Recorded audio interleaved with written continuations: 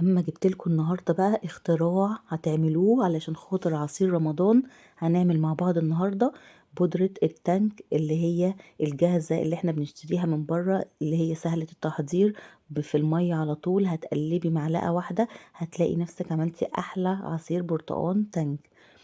اول حاجة عندي كيلو من البرتقان. هبدأ ان انا اخد القشرة الخفيفة بتاعته من بره، مش عايزة وانا بقشره ان انا ايدي تلمس القشرة البيضة اللي جوه عشان دي بتمرر، انا عايزة القشرة الخفيفة اللي بره بس. هقشره زي ما انتي شايفة كده بالمنظر دوت، واخلص كل الكمية اللي عندي وارجع لك تاني. بعد ما قشرت بقى كل الكمية اللي عندي، هو الكيلو واحد بس هيعمل لك كمية محترمة من التانك يعني. ده القشر اللي طلع معايا من الكيلو. هبدأ ان انا اجيب صينية وارصه في الصينية. لو عندك اير فراير ممكن تحطيه فيه. انا عايزة انشف القشرة بتاعة البرتقال عشان هطحنها. ما عندكيش اير فراير رصيه في صينية بس مش فوق بعضه، جنب بعض، مفيش حاجة فوق حاجة. وحطيها على الرف الاوسط، وايدي عليه الشواية على نار هادية من فوق عشان ما يتحرقش منك قوي، لان هو بسرعة بيتحرق. هي دي مش الكمية كلها، دي كانت يعتبر نص الكمية بس. هوريكي ان من الحاجة البسيطة اللي قدامك اللي هي نص الكمية، لو عايزة تعملي نص كيلو برتقان بس بتاخدي القشرة بتاعته هيعمل لك كمية محترمة من التانك. لا تشتريه بقى من بره، ولا احنا عارفين هما بيحطوا فيه ايه وبقى حاجة مش طبيعية. لا احنا بنعمله من حاجة طبيعية.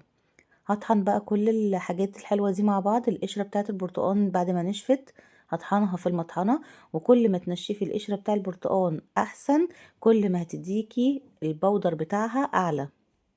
يعني اللي انت شايفاه قدامك ده برضو هي ما كانتش نشفت قوي، فما ادتنيش التست اللي انا كنت عايزاه اللي هو البودر. عشان كده انا عملتها بالمنخل علشان خاطر ان انا اطلع البودر اقل حاجة عندي اللي انا محتاجاه بس. هنزل بالبودر بتاع البرتقال بعد ما نخلته. الكمية الصغيرة دي هتطلع لك كمية محترمة. اللي قدامك ده ملح ليمون. ملح الليمون عامل اساسي عندنا علشان يطلع لك بودرة التانك. انا حطيت من ملح الليمون 3 معالق كبيرة، وهنزل عليهم بكيس واحد من البودرة بتاعة التانك عشان خاطر يديني الاسانس بتاع البرتقال، وعليهم كوبايتين من السكر. عايزة تزودي السكر زوديه، بس انا حطيت الكوبايتين. وبعدين هحط عليهم لون اصفر، اللون الاصفر عشان يديني لون البودر بتاع الجاهز. ممكن تستبدلي كيس التانك اللي انا حطيته بالاسانس بتاع البرتقال، بتلاقيه عند العطار وتقولي له عايزه اسانس برتقال، بس هو ما بيبقاش رخيص شويه، فانا حبيت ان انا اعملها لكم وصفه موفره واستخدمت كيس التانك بس. ادي بودره التانك بتاعتنا، ريحتها وطعمها مش هتفرقيها عن الجاهزه. شوفي الكميه بقت قد ايه. الكميه اللي طلعت قدامنا هتملى برطمانين. هجرب قدامك بقى دلوقتي. جبت كوبايه فيها ميه، وهحط فيها اللي انا حطيته معلقتين صغيرين. يا جماعه انت ممكن تحطي معلقه واحده كبيره حسب الكوبايه وحسب كميه الميه اللي انت حطاها.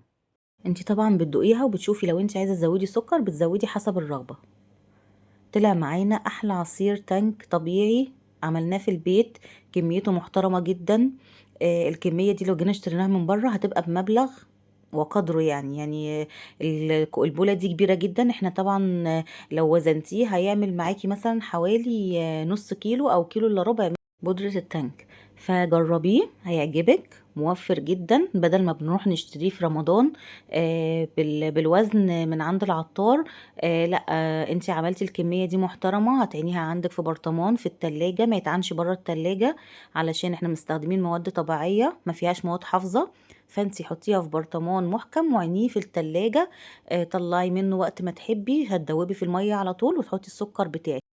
يلا جربي الوصفة بقى الجميلة ديت وقولي رأيك في الكومنتات، وفعلي زر الجرس عشان يوصلك كل فيديوهاتنا.